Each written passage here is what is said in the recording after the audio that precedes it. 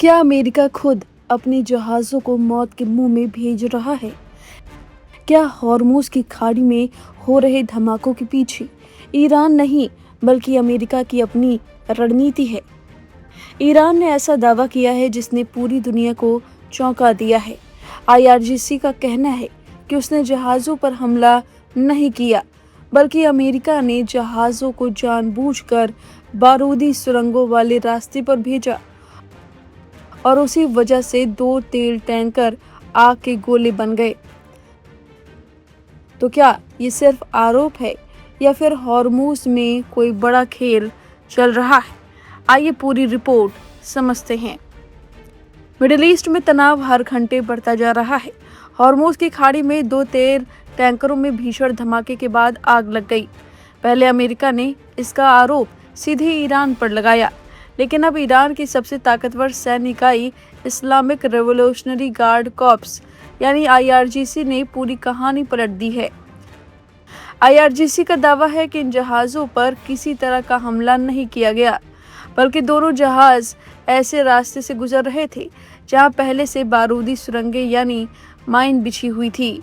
इसी वजह से धमाके हुए और जहाज़ों में आग लग गई। ईरान का दावा इससे भी आगे जाता है। सरकारी मीडिया और आईआरजीसी के मुताबिक जहाज़ों को पहले ही चेतावनी दी गई थी वे माइन फील्ड वाले रूट पर न जाएं, लेकिन कथित तौर पर अमेरिका की इंटेलिजेंस एजेंसियों ने उन्हें एक दूसरा रास्ता दिखाया और वही रास्ता सीधे बारूदी सुरंगों की तरफ जाता था। आईआरजीसी का कहना है कि अगर जहाज ईरान की चेतावनी मानते तो यह हादसा कभी नहीं होता। ईरान के सरकारी टीवी चैनल IRIB का दावा है कि हॉर्मुज़ के कई समुद्री रास्ते अब सुरक्षित नहीं हैं। खतरनाक इलाकों को बंद कर दिया गया है और वहां किसी भी जहाज के जाने पर बड़ा हादसा हो सकता है। आईआरजीसी ने साफ कहा है कि जो भी जहाज इन बंद रास्तों का इस्तेमाल करेगा वो अपनी जिम्मेदारी पर करेगा। हालांकि ईरान के इन दावों की अब तक किसी स्वतंत्र अंतर्राष्ट्रीय एजेंसी या अन्य देश ने पुष्टि नहीं की है। जिन देशों के ये जहाज बताए जा रहे हैं उनकी ओर से भी कोई आधिकारिक बयान सामने नहीं आया है। इसी बीच ईरान ने हॉर्मुज़ को लेकर बेहद कड़ा संदेश दिया है। ईरानी सेना का कहना है कि जब तक अमेरिका अपने हमले बंद नहीं करता तब तक हॉर्मुज़ से एक बूंद तेल और गैस भी बाहर नहीं जाने दी जाएगी। ईरान ने दावा किया कि उसकी नौसेना इस रणनीतिक जलमार्ग पर पूरी तरह नजर बनाए हुए है और खतरे वाले इलाकों को सील कर दिया गया है, यानी दुनिया के सबसे अहम ऑयल रूट पर तनाव अब चरम पर पहुंच गया है। दूसरी ओर अमेरिका लगातार ईरान पर जहाज़ों को निशाना बनाने के आरोप लगा रहा है, यानी दोनों देशों के दावे एक दूसरे से बिल्कुल उलट है और सच्चाई की स्वतंत्र पुष्टि फिलहाल बाकी है। अगर हॉर्मुज़ की खाड़ी में तनाव उसी तरह बढ़ता रहा तो उसका असर सिर्फ मिडिल ईस्ट तक सीमित नहीं रहेगा। दुनिया भर में कच्चे तेल की सप्लाई, पेट्रोल डीजल की कीमतें और वैश्विक व्यापार पर भी इसका असर हो सकता है। अब सबसे बड़ा सवाल ये है कि क्या हॉर्मुज़ में 2 जहाज़ों में लगी आग सिर्फ एक हादसा थी या फिर अमेरिका और ईरान के बीच छिड़े उस बड़े समुद्री टकराव की शुरुआत है जिसके असर से पूरी दुनिया अछूती नहीं रह पाएगी। और फिलहाल इस खबर पर आपकी जो भी राय कमेंट करके जरूर बताएं। बने रहिए लाइव हिंदुस्तान के साथ।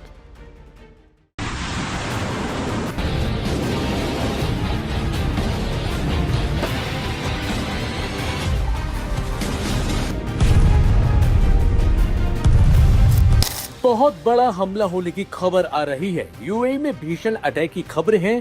संयुक्त अरब अमीरात के 2 सबसे बड़े शहर दुबई और अबू धाबी में देर रात तेज धमाकों जैसी आवाजें सुनाई देने की खबरें सामने आई।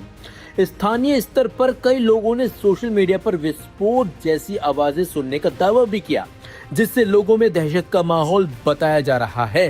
हालांकि इन धमाकों की आधिकारिक वजह अभी तक स्पष्ट नहीं हो सकी है। ये घटनाक्रम ऐसे समय में सामने आया जब खाड़ी क्षेत्र में ईरान और उसके विरोधियों के बीच तनाव लगातार बढ़ रहा है। देर शाम कुछ ईरानी मीडिया आउटलेट्स ने दावा किया था कि बंदर अब्बास की ओर संयुक्त अरब अमीरात की तरफ से कथित तौर पर कामिकाज़े ड्रोन भेजे गए।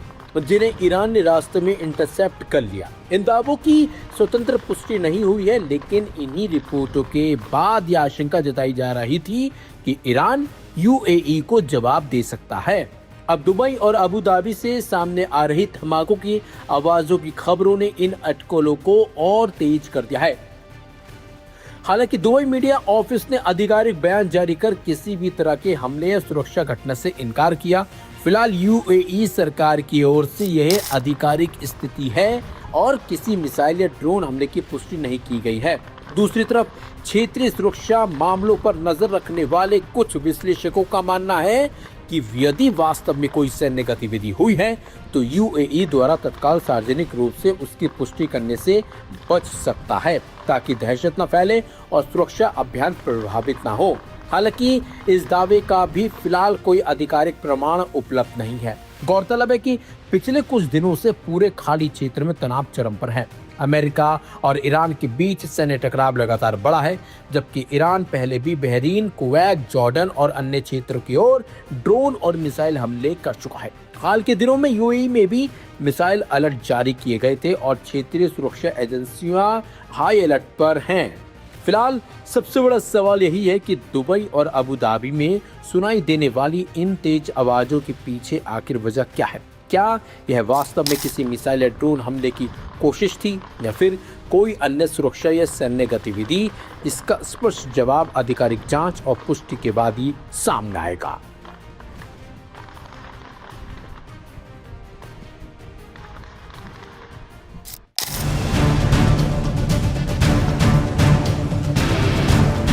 या ज़ैनब कुबरा सलामुल्लाह। जी हाँ, ईरान ने इसी कोड नेम से इस्लामिक रेवोल्यूशन के सबसे बड़े दुश्मन अमेरिका के ठिकानों पर ताबड़तोड़ हमले अंजाम देना शुरू कर दिया है।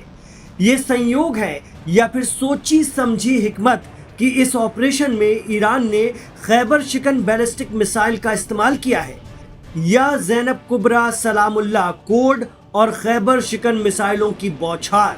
इसके जरिए ईरान की आईआरजीसी ने जॉर्डन के अल अजरक अमेरिकी एयरबेस पर फाइटर जेट के रखरखाव, रैंप और अमेरिका के नए कमांड और कंट्रोल सेंटर को निशाना बनाकर नाबूद कर डाला। खास बात तो यह है कि ईरान ने इस मिसाइल का इस्तेमाल किस्तों में और बेहद सोच समझ कर किया है। इससे पहले भी ईरान ने इसराइल पर किए गए अपने बड़े मिसाइल हमलों के दौरान खैबर शिकन मिसाइल का बड़े पैमाने पर इस्तेमाल किया था। इसके अलावा 40 दिनों की जंग के दौरान ईरान